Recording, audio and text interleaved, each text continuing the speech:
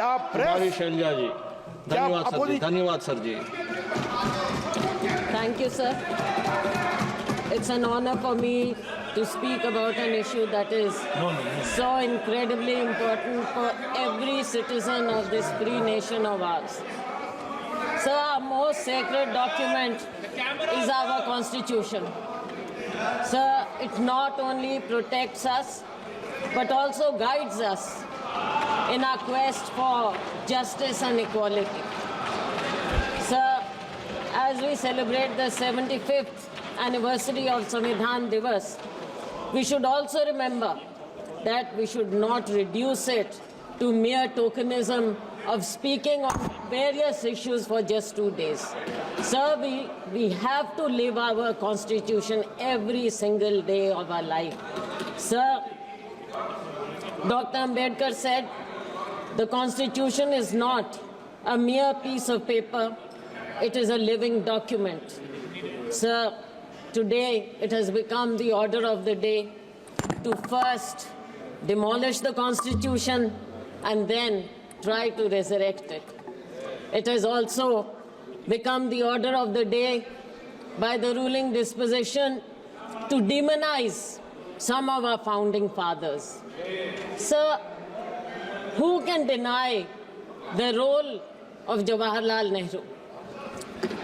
Sir, the making of the Constitution began with the establishment of the Constituent Assembly on December 13th, one day before today, 1946.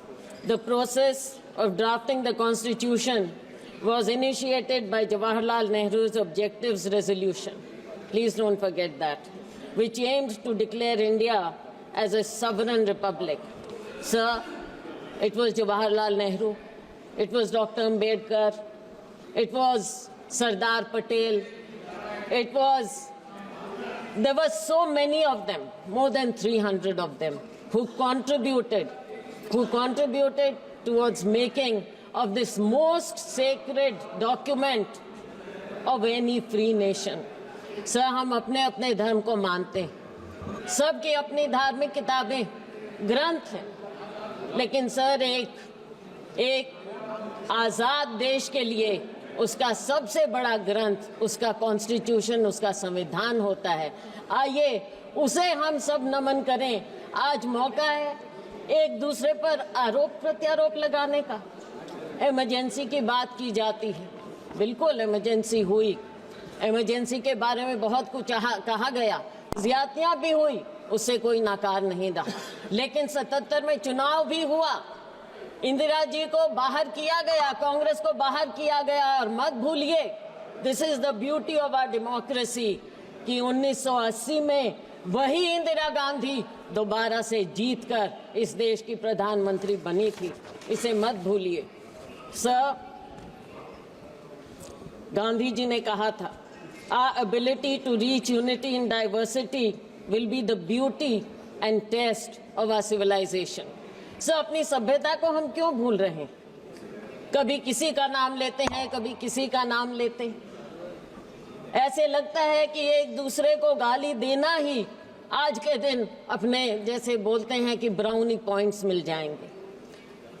संविधान पर बोलिए, उसकी विविधता पर बोलिए, यूनिटी इन डाइवर्सिटी पर बोलिए। बोलते हैं हम वसुधैव कुटुंबकम, लेकिन क्या इसे हम मानते हैं? क्या इसे हम मानते हैं? ये अपने गिरेबान में झांक कर देखिए, आज के दिन हमारे देश की क्या क्या सौंदर्य है। सौंदर्य है हर धर्म, हर मजहब, हर जाति, लेकिन आप लोग जोड़ने की बात नहीं करते। आप कभी धर्म के नाम पर बांटने की बात करेंगे, कभी आप जाति के नाम पर बांटने की बात करेंगे। देश को जोड़िए, मोहब्बत की दुकान का मजाक मत उड़ाइए। आज जरूरत है उसकी, इस देश में मोहब्बत की जरूरत है, अमन चैन शांति की जरूरत है। मत भूलिए मणिपुर में क्या हो रहा, संभल में क्या हो रहा, कहीं पर भी क्या हो रहा। कितना समय सर? Kindly address the chair. Okay, I am sorry sir. आज के दिन sir, don't forget dissidents, dissidence is the essence of democracy. एक दूसरे की बात सुनना चाहिए। और ये सबसे बड़ा टेम्पल, जो सबसे बड़ी पंचायत, अभी माननीय रविशंकर प्रसाद जी ने कहा, सबसे बड़ी पंचायत में अगर हम एक दूसरे की बात भी नहीं सुन सकते, अगर एलओपी कुछ बोलते हैं तो उनका मजाक उड़ाया जाता है। सर, तपस्या की जब बात की तो एकलव्य की तपस्या की बात की थी। एकलव्य की तपस्या का कृपया मजाक ना उड़ाइए यहाँ पर। सर, आज क्या हमने सभी को जस्टिस दिया है, इक्वालिटी दे रहे हैं? जब माइनॉरिटीज पर, दलितों पर, एसटीज पर, महिलाओं पर अत्याचार होते हैं तो हमें खड़े होकर बोलना नहीं चाहिए क्या सर? सर, मैं तो सुझाव दूंगी कि हर लेजिस्लेचर में जितनी बार एट्रॉसिटी होती है उतनी बार खड़े होना चाहिए और साल के अंत में गिने कि हम इस देश में कितनी बार खड़े हो रहे हैं अपने उन लोगों के लिए। आज के दिन हम दलितों की बात करें, डॉक्टर अंबेडकर को याद करते हैं, दलितों की बात करते हैं, इक्वल अपॉर्चुनिटीज की बात करते हैं। इक्वल अपॉर्चुनिटीज तो सर आपने खत्म कर दी। प्राइवेट सेक्टर को सारा ले आए, कॉन्ट्रैक्ट सिस्टम आप ले आए, प्रमोशन में आपने सबके अधिकार बंद कर दिए, तो क्या इक्वालिटी की आप बात करेंगे सर? आज के दिन